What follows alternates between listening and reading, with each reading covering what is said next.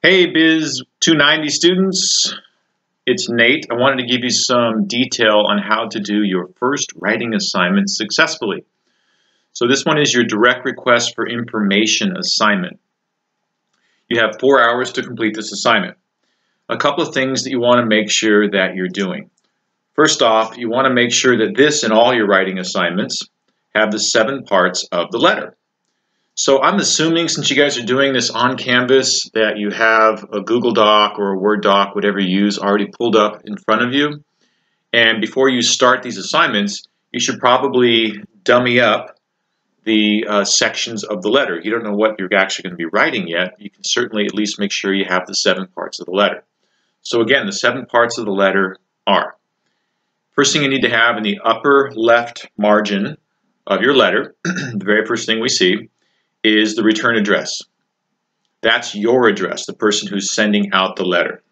So for the direct request message, you are representing a company, Qualcomm, and you're sending a letter out on behalf of Qualcomm. So your return address would be a Qualcomm address, which you can make up or you can look one up. Return address number 1. Item number 2 of your 7 parts of the letter. You need the date.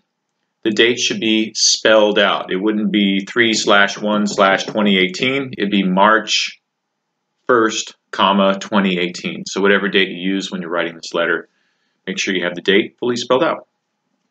That's item 2. Item 3, you want to have the inside address. That's the address of the person that you're sending the letter to. So typically that's their name, their title, and the physical address where they reside. That's all listed in your scenario. So return address, date, inside address. Item 4, salutation. That's dear Mr., dear Ms. So that's addressing the person that you're sending the letter to. Pretty straightforward. 1, 2, 3, and 4. Your item 5 is the body of the letter. Now that's the actual specific writing assignment that you're doing. So typically that's at least 3 paragraphs, open, body, close. It might be 3 plus 4 paragraphs. And the body of the letter is really the bulk of the letter. And those are in paragraph form.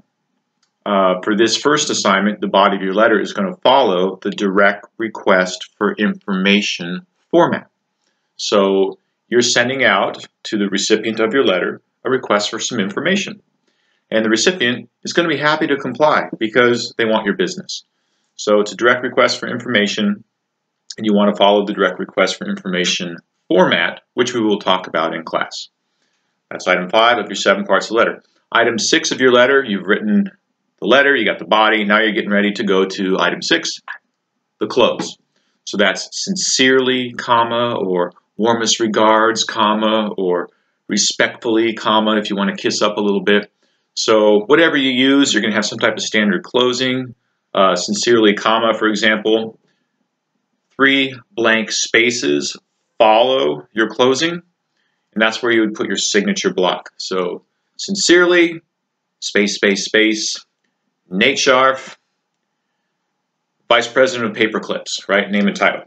So your closing, 3 blank spaces, and then your very last item is your signature block, item 7. And that's your name and your title. So that's 2 lines. First your name and then your title beneath that. Nothing else, just name and title, not Instagram account or email or cell phone or anything like that, just name and title. Okay, so that's the 7 parts of the letter. Make sure you have that in your letter. Missing one of the parts of the letter is going to cost you some points. So it's 5 points off for each piece of the letter that you're missing. Don't do that.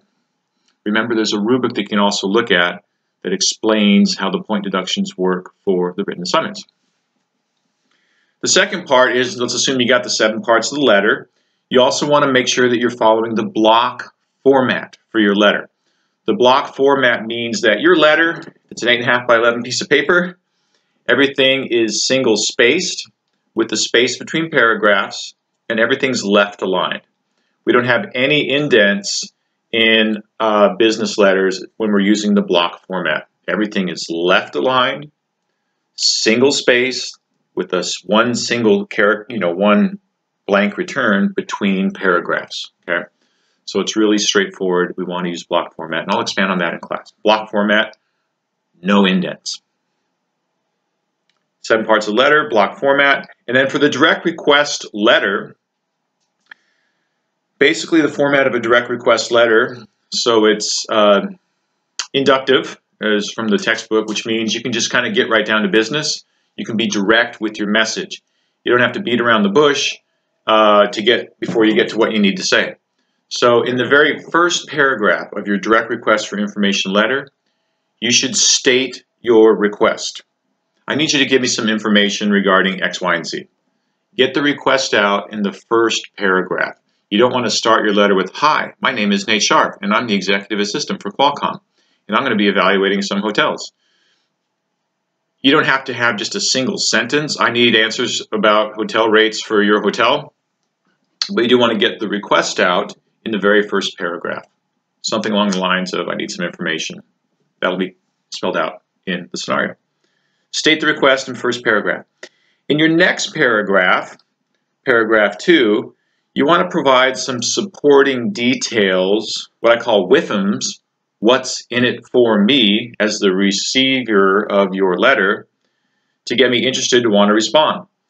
So for example, if this assignment was asking you to provide you some information about hotel rates and other things like that, you want to look for information that's in the scenario that is going to let the recipient of your letter know, wow, I should respond. These guys are a serious candidate, and they've got supporting details that lets me know that I should probably respond to these people ASAP. So provide some supporting details, some WIFMs, if you will, paragraph 2. Your third paragraph, you're actually going to list the specific questions that you have. And when there's a series of questions, you don't want to bury them in paragraph form. It's better to have them listed as bullet points. So state the questions in bullet point form.